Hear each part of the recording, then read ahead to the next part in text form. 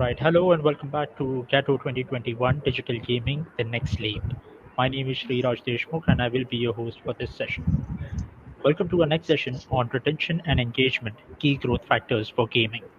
I would like to begin by thanking all of you for being a part of the conference, and I would like to thank our partners, Title Partner Games 24/7, powered by AppsFlyer in association with Trakia, Platinum Partner OnePlus, Content Delivery Partner Limelight Networks, supported by Invest India, and Knowledge Partner Red Sea. Without any further ado, it's my pleasure to introduce you to Ms. Sree Lakshmi, Sales Team Leader, AppsFlyer, who will moderate today's discussion. Joining us today, we have Mr. Shivanandan Pare, Chief Executive Officer, Gaussian Networks Gaming Company. I would request all the delegates to keep posting their questions in the Q&A section, and the panel will address the selected few at the end of the session. I would request Ms. Sree Lakshmi to take over. Thank you so much. Thank you for the intro, Sriraj. Hello, folks. Very good morning. I'm really excited to talk to you today alongside Hi, Mr. thanks. Shivanandan Pare and discuss different viewpoints on today's topic, attention and engagement, key growth factors for gaming. While COVID and the new normal hampered the economy worldwide, gaming for sure is one sector that saw a boom in both user growth and revenue. According to a latest POI report, the month of May in 2020 saw 150 million downloads of games. There has been a major increase of real money gamers in a 35 plus year bracket. And this brings me to my first question, Mr. Pare. With so many new games being released in the market and almost every major player coming out with a new gaming app, what are the different strategies that you use to acquire quality users? Thanks a lot for having me here. And Lakshmi, it's a pleasure to be with you.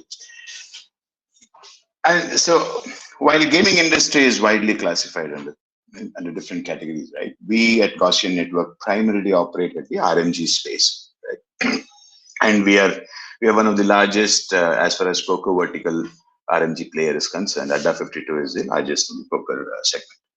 If I really look at it from an acquisition point of view, we operate in a very constrained manner, unlike any other consumer internet business, where intent-led acquisition of a user is the predominant way of acquiring a user. When I say intent-led, a user expresses his or her interest to actually avail this particular service or this particular opportunity by expressing his or her interest in the Google search, right? Or anywhere else, right? Now, unfortunately, this industry where we operate has this constraint that where we cannot freely tap into the intent expressed at the acquisition stage, right? So that is a biggest challenge what we face. So from that angle, a large segment of our acquisition ends up being, what we say probably intent was not there. So major channels for us ends up being not the channels, but we are trying to induce that interest either through an affiliate channel or through partners or through other remnant inventory, which may not be the real inventory available, which may not be the real inventory, which is the most effective, right?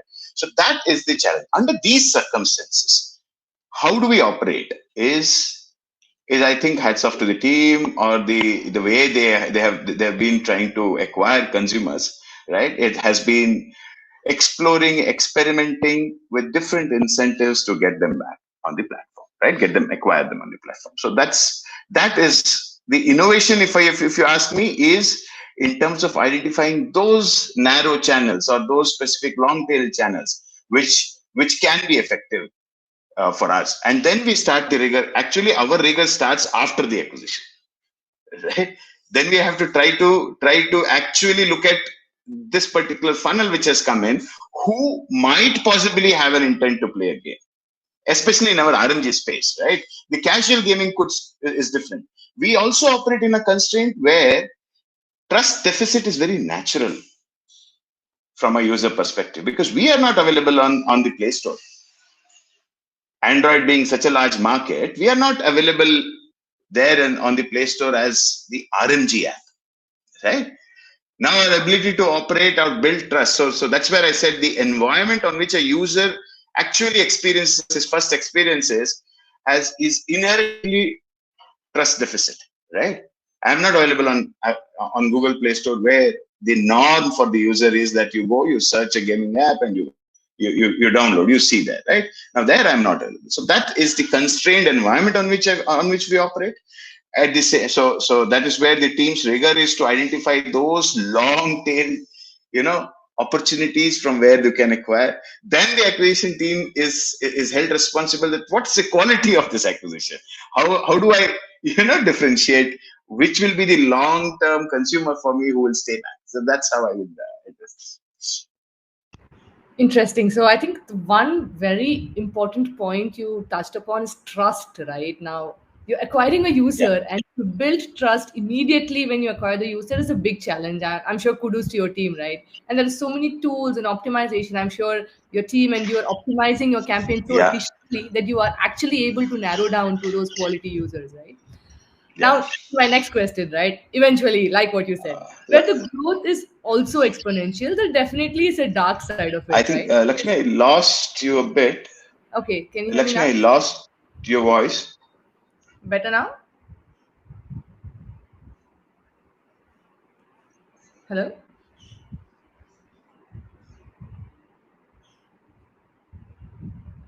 Shiva, can you hear me? Yeah, now I'm not able to hear you properly. Now Okay, it's better. better. Okay, super. Okay, so right, so this eventually brings me to my next question, right?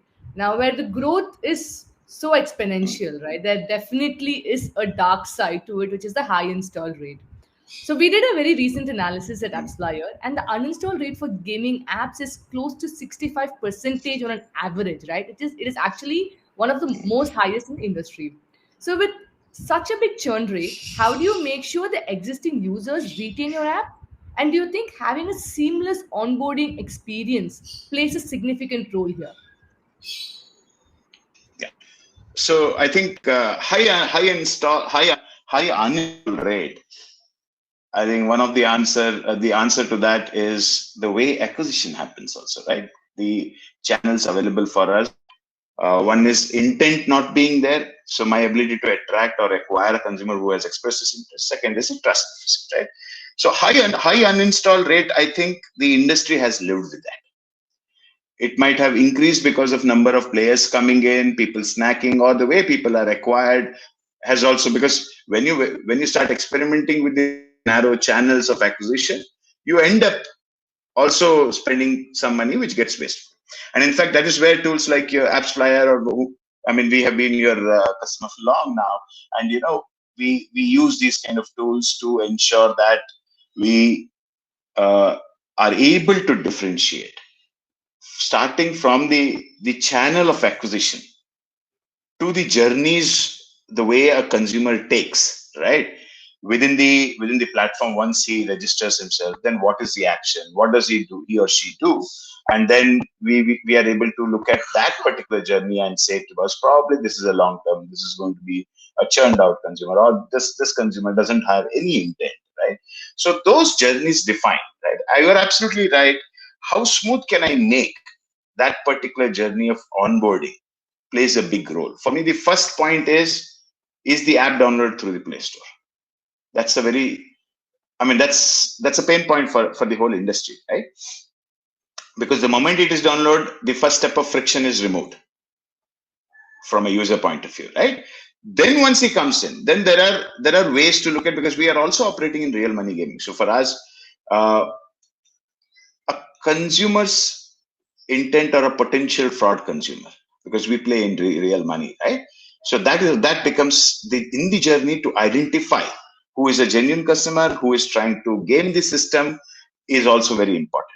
Now that steps can add some friction to the user journey, right? So we are constantly looking out, what could be the reasons. Is it of acquisition? Is it the entry we has registered, or is there steps which we have introduced which we can probably postpone that particular step?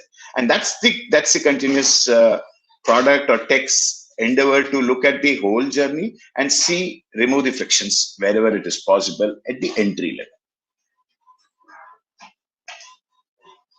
Great. From what I understand, it is not just one team's responsibility to make sure that the user experience or the onboarding is seamless. It is basically a team effort, Absolutely. right? From acquisition to Yeah. purchase down the funnel optimization becomes very important. Perfect. So, Right. right. So, while retention of the user is one side of the spectrum, right? The other side, which I believe is equally important, is the engagement of users. What we've seen is Yeah. gaming apps that know how to leverage their data usually see 2 to 3 times higher revenue and retention rates. This also contributes very significantly to your overall revenue.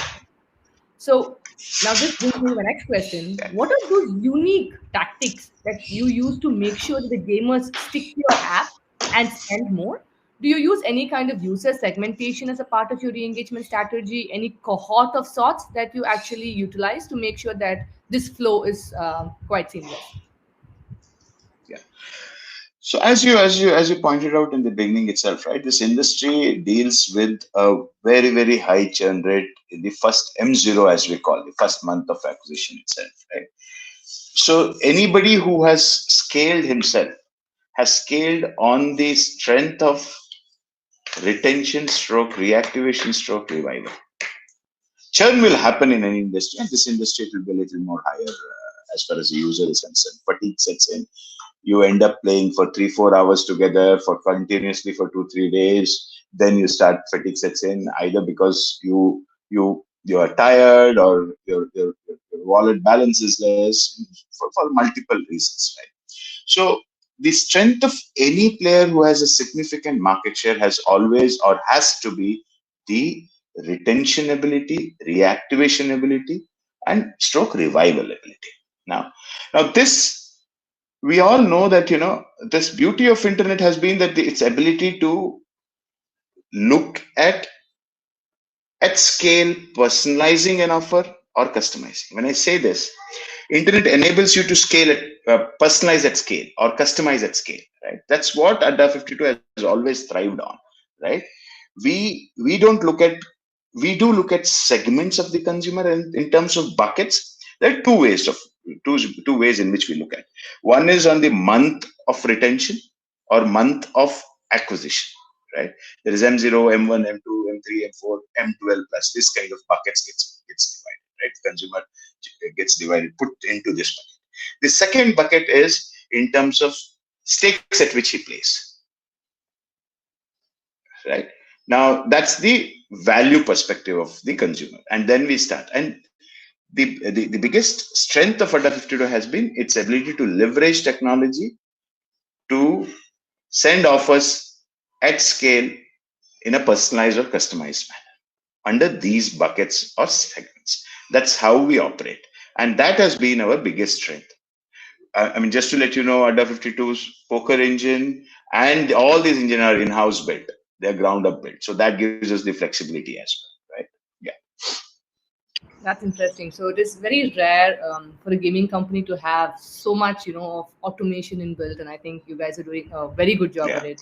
So that's amazing. And like you said, personalize and customize at scale is something that is, if I am thinking of myself as a user who is going to download an app, I think personalization and customization is something that I would really feel very happy about, or as a user, right? Yeah. And I'm going to be making sure that I'm a loyal user if that is kind of taken care of. Correct. Awesome. So this brings me to my last and the most important question, right? So in a market like India, though the boom of game is there is still an apprehension to actually spend on gaming, right? So in this scenario, do you think that users who leverage the free version of games are as important as the paying users? And does your re-engagement strategy actually differ for both of these segments?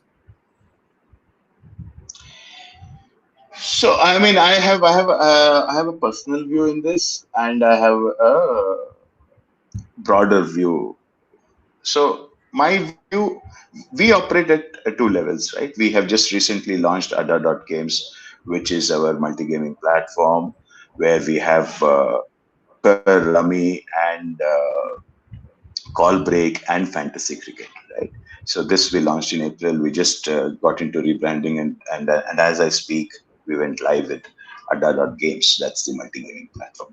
That's at one stage, right? That's and then the largest piece of our business is poker. Now, poker is an international game, right? Now, so free app strategy to acquire works very well, to acquire a user, right?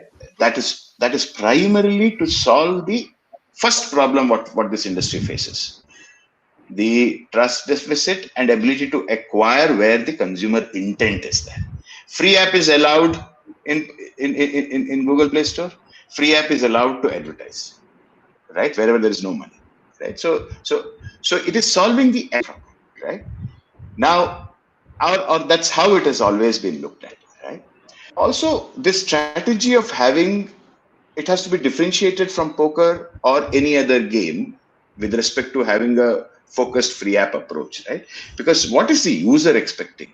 Is expecting a world-class platform as far as poker is concerned, even if it is free app, right? When it is free app, because there are umpteen. Poker is a global game, right? So there are global players who have free apps there. So then in poker, it becomes a pure acquisition strategy. Once you acquire there, you try to see if there is any way to get him to the real money poker app, right? But if it is any other game where it is not a global game, say for example Rummy or Ludo. Ludo is a classic case, right? There, my ability to provide a consumer with a world-class product is far easier in terms of capability and ability. I'm not competing with a global player, right? So that is the difference, right? From a pure product or approach perspective. How I try to engage him, keep him on the free app. Then, if you really go back to my first section of what is the approach app say in poker, it becomes very difficult for an RMG player to keep engaging a player in a free app. That mindset doesn't exist. So it becomes at the acquisition stage, right?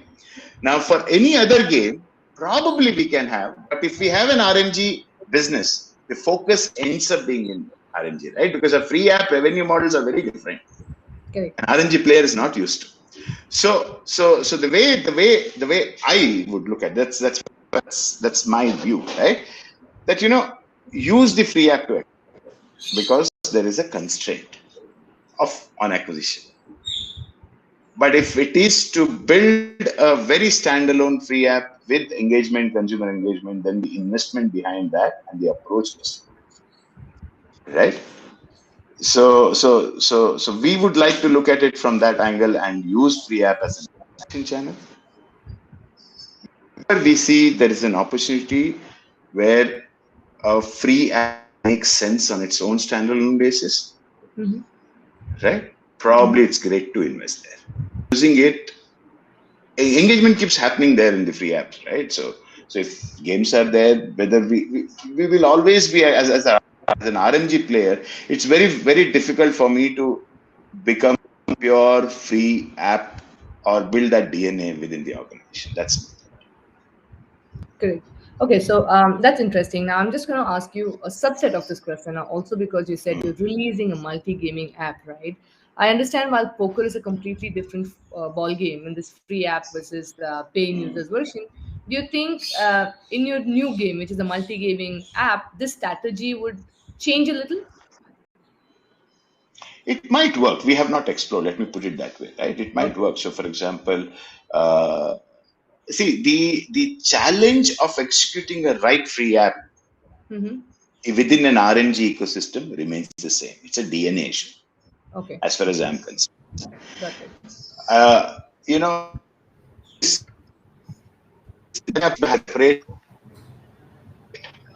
Because otherwise, as in a business, we are always focused on the ARPU of the user. We are not focused on the time spent of, I mean, definitely time is a subset for us in ARPU, but the KPI which drives the business of the teams is the ARPU, right? So then in that case, in free app, it's time spent. It is number of, I mean, different parameters come in, right?